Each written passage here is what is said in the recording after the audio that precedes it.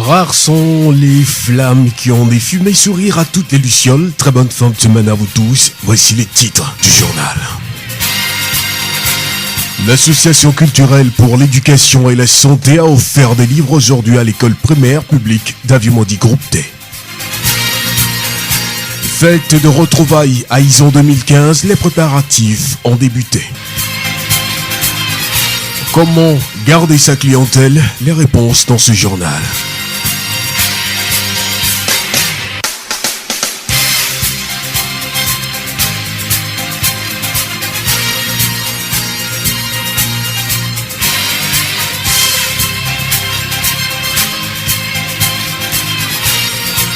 Radio Horizon à Thiéviers sur 101.1. Mesdames, mesdemoiselles et messieurs, encore une fois bonsoir. Voici le développement des titres du journal. Les ambassadrices scolaires 2015 ont offert des livres aujourd'hui aux élèves de l'école primaire publique d'Aviemodi Groupe D. Cette action de l'association culturelle pour l'éducation et la santé ACES s'inscrit dans le cadre de sa politique de promotion de l'éducation dans la préfecture d'Uzion. Kouadio Atta Kouadio David, responsable de l'association culturelle pour l'éducation et la santé ACES. Notre association intervient dans la culture, l'éducation et la santé, mais nous sommes plus spécialisés dans la promotion de l'éducation de la jeune fille et des enfants. Sur le terrain, nous sensibilisons les jeunes filles pour l'avancement de leur éducation et les enfants, nous les aidons à pouvoir fréquenter plus et devenir quelque chose d'eux-mêmes. Atta Kouadio David, responsable de l'association culturelle pour l'éducation et la santé. Selon l'ambassadrice scolaire 2015, notre pays a besoin des jeunes filles intellectuelles. Les parents sont appelés à œuvrer pour la réussite de leurs enfants. Asia Magno Ama, ambassadrice scolaire 2015. Je crois que les enfants et les enseignants sont fiers de notre cadeau. On a dit à l'égard des jeunes filles d'étudier et de prendre au sérieux les études, que nous ne voulons plus des cas de grossesse en milieu scolaire. Je dirais aux parents d'encourager leurs enfants à étudier, de les conseiller, surtout les filles, à étudier. Asia Magno Ama, ambassadrice scolaire 2015. Madame Dayo Abra, enseignante à l'EPP d'Aviemodi Groupe D, a apprécié l'initiative. C'est très bon, puisque aujourd'hui c'est le monde d'évolution et que nos élèves doivent évoluer correctement. Nous allons bien utiliser, faire apprendre aux élèves dedans, faire connaître aussi ces exercices pour que ensemble on est dans le même diapason. On les remercie beaucoup puisqu'ils ont pensé à nous. Et ensuite, ils veulent que les élèves aussi profitent pour étudier mieux qu'avant. L'association culturelle pour l'éducation et la santé ACES a 3 ans aujourd'hui.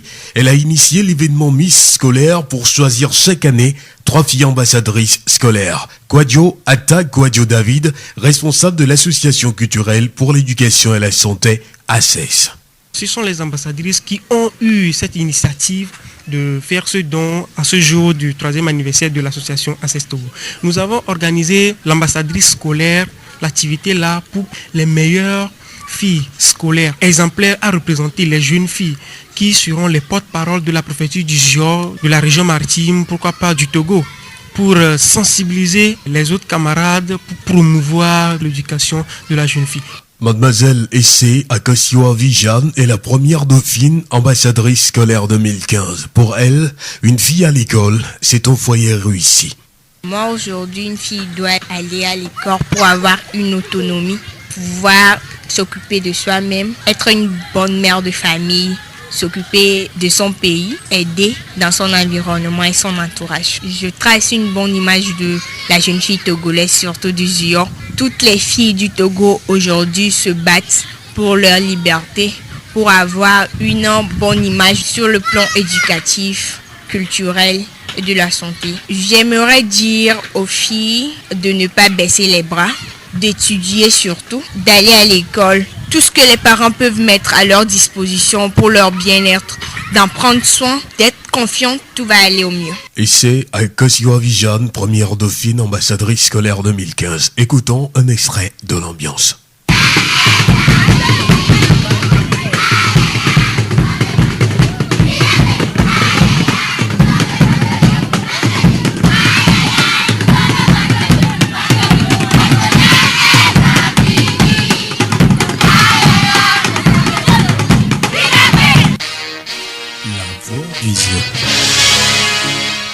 comité du cadre de concertation de la protection des enfants de la préfecture d'Uzio a présenté son bilan semestriel de l'année 2015 et son plan d'action cet après-midi.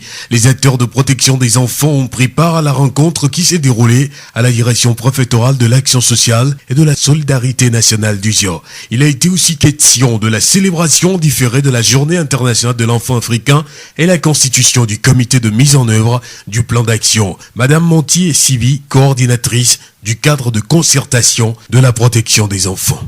Le cadre de concertation des acteurs de la protection de l'enfant a été créé en mars 2000 à Théviers. Et depuis ce jour, nous avons toujours travaillé en synergie. Le cadre a pour rôle de travailler avec les ONG, les associations qui interviennent dans la protection des enfants. Lorsque nous nous réunissons, nous donnons des témoignages sur les cas que nous avons traités, chacun dans sa structure. Nous avons mis en place 2 comités.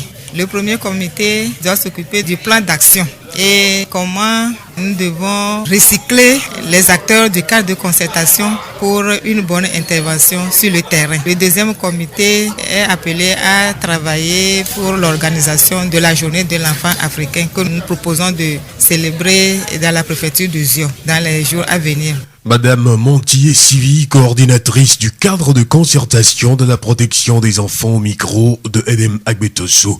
La question du journal, comment garder sa clientèle? Monsieur Assidiak Bobier, le responsable régional maritime de la Chambre de commerce et d'industrie du Togo, nous a répondu. Nous l'écoutons. C'est d'abord la façon de travailler dans son entreprise, la façon d'accueillir les gens et tout ça. En dehors de ça, il y a aussi les petites promotions. Quand les clients viennent, il faut bien les accueillir, il faut les informer sur vos petites promotions, les produits qui viennent d'arriver, tout ça. Donc, vous pouvez quand même les informer sur ça et peut-être un peu rabaisser les prix pour qu'ils puissent rapidement les prendre, quoi. En plus de ça, il faut que les gens puissent respecter réellement leurs clients. Parce qu'on parle souvent que le client est roi. Si aujourd'hui les entreprises s'ouvrent partout dans la ville, c'est pour pouvoir vendre et que c'est les clients qui achètent. Donc du coup, c'est très important aux opérateurs économiques, aux commerçants, aux vendeurs, à tout le monde qui sont dans le commerce, de pouvoir bien accueillir leurs clients pour les mettre à l'aise et tout. Les clients, quand on les reçoit bien, en général, ils sont contents. Et même s'il n'a pas envie d'acheter, il achète quelque chose, même si c'est un petit bonbon, il l'achètera pour toi. Et c'est ça qui fait aussi augmenter le chiffre d'affaires des entreprises. En général, il faut aussi dialoguer. Et tout ça dans la logique du développement du commerce et de la vision de changer un peu l'économie de chaque entreprise. Quand les clients viennent beaucoup, ça aide aussi l'entreprise à se développer rapidement. Dans la mission même de la Chambre du commerce, tout ça existe. Puisque nous faisons beaucoup de formations en gestion. Il y a aussi des thèmes comme ça pour montrer réellement aux opérateurs économiques, aux commerçants, les façons de gérer leurs clients. Nous remercions M. Atsiek Bobier, le responsable régional maritime de la Chambre de commerce et d'industrie du Togo. La voix du Zion. Le comité d'organisation de la fête à Izan en tournée de sensibilisation dans la préfecture du Zion. Hier jeudi 25 juin 2015, le comité a rencontré les reporters d'images du Zion pour leur rappeler l'importance de la fête à Izan et les inviter à y participer. Togui Dessou Kossi Adjeoda 1, secrétaire général du comité à Izan. Le comité d'organisation de la fête à Izan a dans son programme prévu rencontrer les couches bien organisées pour les sensibiliser sur la fête à Izan, leur expliquer ce qu'est la fête à Izan pour qu'ensemble on puisse comprendre le bien fondé ou bien la nécessité d'être ensemble pour célébrer cette fête. On leur a bien signifié que c'est une fête de retrouvailles, une fête traditionnelle. Ce n'est pas une fête de moisson, mais une fête fétiche. Aujourd'hui, nous sommes avec Saint-Rite, mais Saint-Rite n'est pas le seul syndicat qu'on a touché. Depuis lundi, nous sommes dans le circuit. Nous remercions Togui Dessou Kossi Adjeoda, secrétaire général du comité à Izan. Rappelons que la fête à Izan est à sa 45e édition cette année.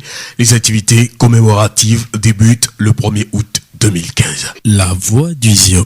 La coordination togolaise des organisations paysannes et de producteurs agricoles, CETAP, est impliquée et responsabilisée dans la mise en œuvre du programme national d'investissement agricole et de sécurité alimentaire PENIASA.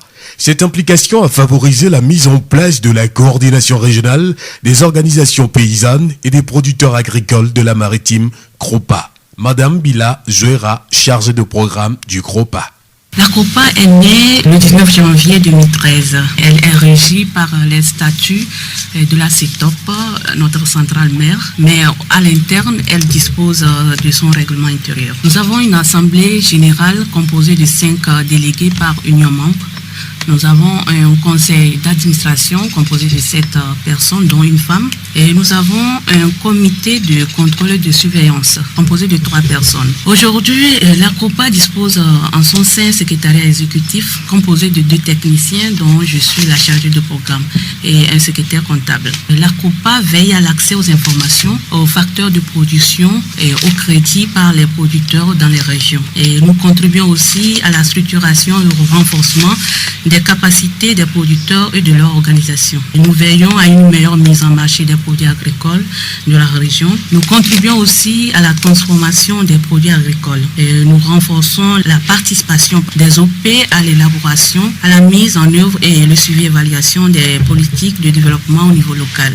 Nous venons d'écouter Madame Bila Zouera, chargée de programme du CROPA, entendu par Coordination régionale des organisations paysannes et des producteurs agricoles de la Maritime.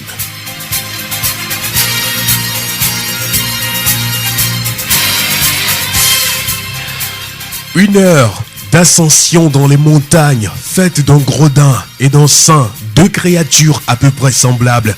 La fatigue est le plus court chemin vers l'égalité, vers la fraternité, et durant le sommeil s'ajoute la liberté. Friedrich Nietzsche, artiste, écrivain, philosophe, 1844-1900. Merci à Gaëtan Mouzou qui a assuré la réalisation de ce journal. Présentation Victor Togbé. Merci également à toute l'équipe de la rédaction. Nous vous remercions de l'avoir suivi. Très bonne nuit à vous tous. Très bon week-end. Et pour vous tous qui nous recevez en ce moment de Brésil, vous pouvez toutefois retrouver ce journal dès demain sur nos pages Facebook, TV Mon Monde, Monde Fertile et Radio Horizon La Voix d'Isio.